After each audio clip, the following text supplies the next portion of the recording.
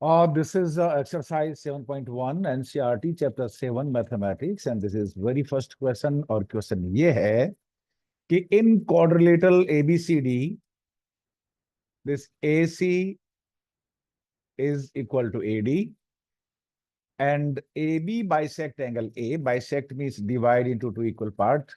Bisect कहते हैं जो two equal part में divide करे.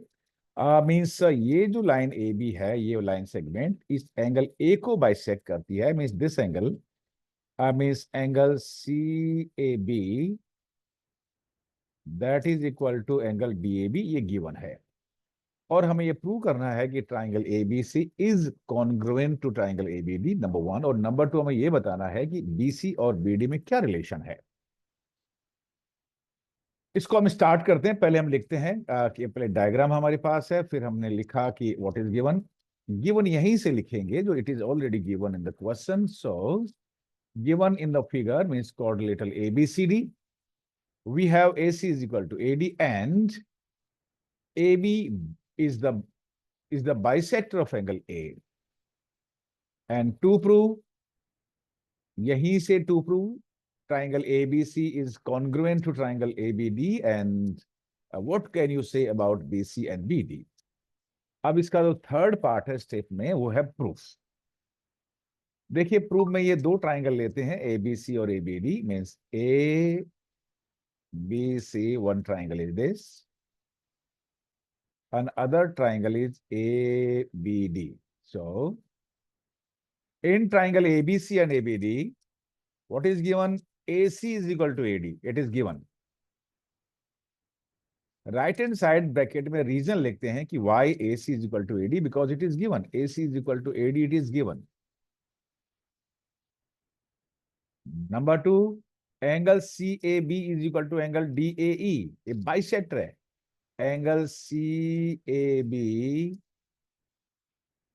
is equal to angle DAB. ये गिवन है क्योंकि ये लाइन AB, ये जो इसका जो डायगोनल है क्वाड्रिलेटरल का, वो एंगल ए को बाइसेक्ट करता है. Bisect means divide into two equal parts. So this angle is equal to this angle and it is also given.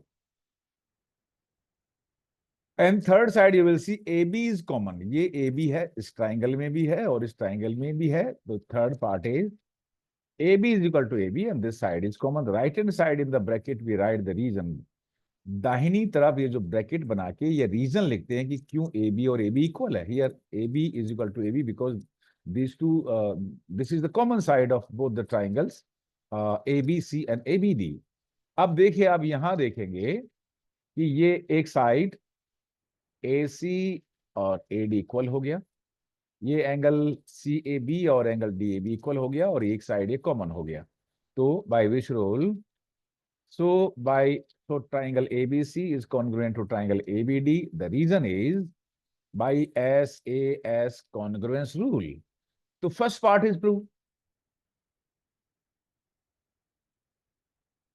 और सेकंड पार्ट के लिए देखिए, हम देखेंगे कि BC और BD में क्या रिलेशन है. देखिए ये BC और बाय सिंप्लिसिटी देखिए second third BC and that is equal to BD. Corresponding parts of congruent triangles are equal. So we can write BC is equal to BD by simplicity. And that's all for this question.